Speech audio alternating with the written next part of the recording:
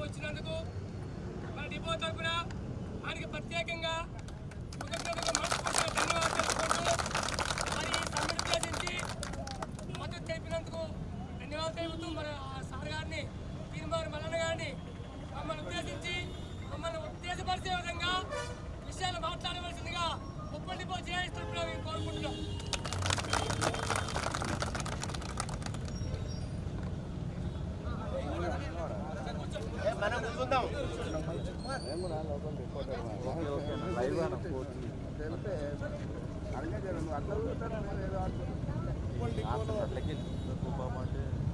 RTC కార్మికులుగా పనిచేస్తున్నటువంటి డ్రైవర్లు, కండక్టర్లు, వర్క్షాప్ వాళ్ళు, అలాగే మిగతా అధికారులు ఎవరైతే ఉన్నారో తెలంగాణ రాష్ట్రంలో జరుగుతున్నటువంటి ఒక అతిపెద్ద ఆర్టీసీ సమ్మె ఇది. ఈ సమ్మెలో మీరందరూ భాగస్వాములైనందుకు, ఆర్టీసీని రక్షించుకునే క్రమంలో మీరు ఉద్యమ రూపం తీసుకున్నందుకు మీ అందరికి కూడా ధన్యవాదాలు తెలియజేస్తా ఉన్నా. గత కొన్ని రోజులుగా జరుగుతున్న పరిణామాలన్నీ మీ అందరికీ తెలుసు.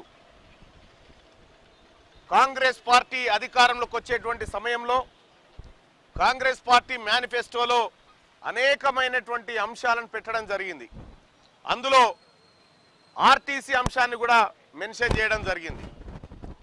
కాంగ్రెస్ పార్టీ ఆర్టీసీ అంశాన్ని తీసుకొని ప్రభుత్వంలో విలీనం చేస్తాం, గత పాలకులు చేయలేకపోయారు, మేము చేస్తామనేటువంటి మాట చెప్పడం జరిగింది.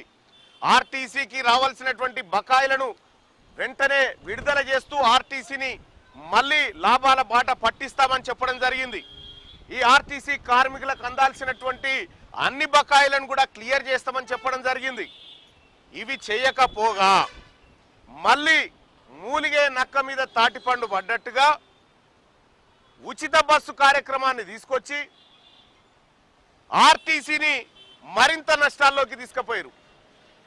ఈ ఆర్టీసీని కాపాడుతూ వస్తున్నటువంటి కార్మికులకు అందాల్సినటువంటి పిఆర్సీలు కానీ లేకపోతే ఇతర బెనిఫిట్స్ కానీ ఇవ్వకుండా కేవలం ఆర్టీసీ ఉన్నది ప్రభుత్వం పాలు పిండుకోవడానికి కామధేనువు తప్ప ఇంకో దానికి కాదన్నట్టుగా ప్రభుత్వం వ్యవహరిస్తూ ఉంది. ఇది 100% తప్పు. ఈ రాష్ట్ర ప్రభుత్వాన్ని హెచ్చరిస్తా ఉన్నాం. 40 రోజులు అయిపోయింది సమ్మె నోటీస్ ఇచ్చి. ఈ డిమాండ్లు నెరవేర్చమని ప్రభుత్వం ముంగట పెట్టినటువంటి సందర్భంలో 40 రోజుల నుంచి కార్మికులు సమ్మెకు వెళ్తామనేటువంటి మాట పదే పదే చెప్తున్నా తీరా 41 రోజుల వరకు నిమ్మకు నీరెత్తినట్టుండి నిన్న ఐఏఎస్ అధికారులతో మీటింగ్ పెట్టి ఓ కమిటీ వేసి మీ డిమాండ్లు పరిష్కరించడానికి మాకు 2-3 వారాల 4 వారాల వెసులుబాటు కావాలని చెప్పడం. మరి ఇప్పుడు ఈ 40 రోజులు ఏం గడ్డి బీకిర్రా? ఈ రోజులు ఏం చేసిరు? మరి ఈ 40 రోజుల పాటు ఎందుకు ఈ కమిటీని వేయలే?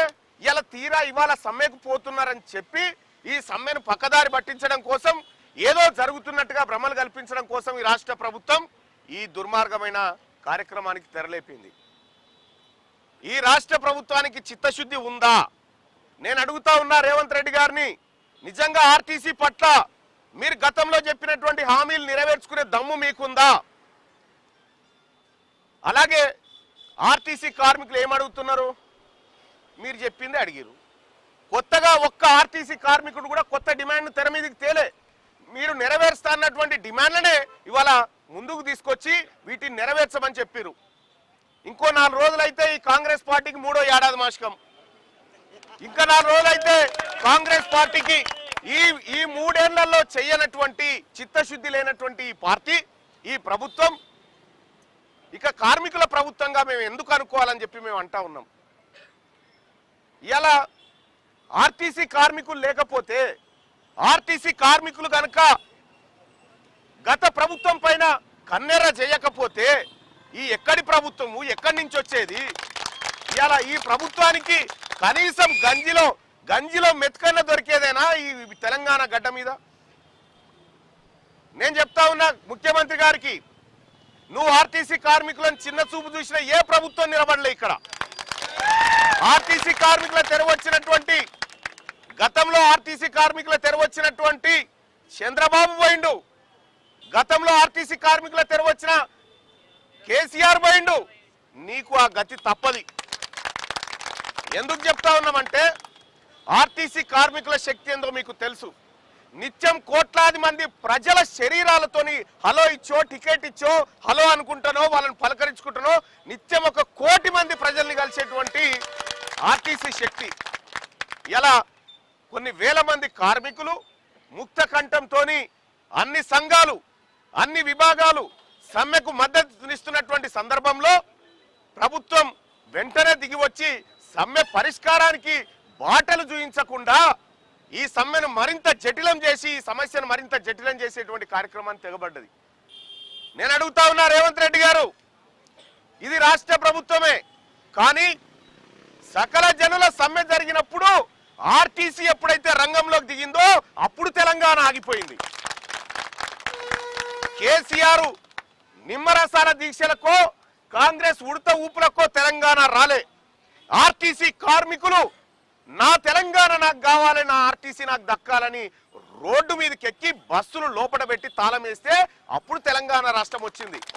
ఇలా ఆ రోజు ప్రధానమంత్రిగా ఉన్నటువంటి మన్మోహన్ సింగ్ గారు కూడా ఇదే మాట చెప్పిండు, ఆర్టీసీ స్తంభనతోటి తెలంగాణ ఆగిపోయింది అనేటువంటి మాట చెప్పిండు. ఇవాళ ప్రధానమంత్రికే సెకదాగిచ్చినటువంటి ఈ ఆర్టీసీ, గత ప్రభుత్వాలను బొందబెట్టే శక్తి కలిగినటువంటి ఆర్టీసీ మీరు పెద్ద లెక్క కాదు వాళ్ళకి. ఇవాళ మేమందరం కూడా ఆర్టీసీ కార్మికుల పక్షాన నిలబడి మేమందరం సంపూర్ణంగా మద్దతు తెలియజేస్తా ఉన్నాము. ఈ సమ్మె గత సమ్మెల్లాగా కాదు.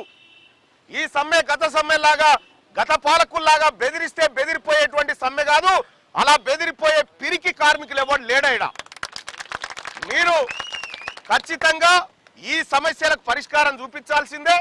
ఈ సమ్మెలో పాల్గొంటున్నటువంటి కార్మికుల పైన ఏమైనా కోటి పనులు చేయాలని ఆలోచన చేస్తే ఈ ప్రభుత్వానికి నిద్ర కూడా పోనీయం.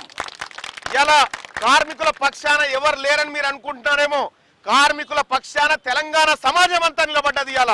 ఇలా ప్రజలు కూడా అర్థం చేసుకుంటా ఉన్నారు.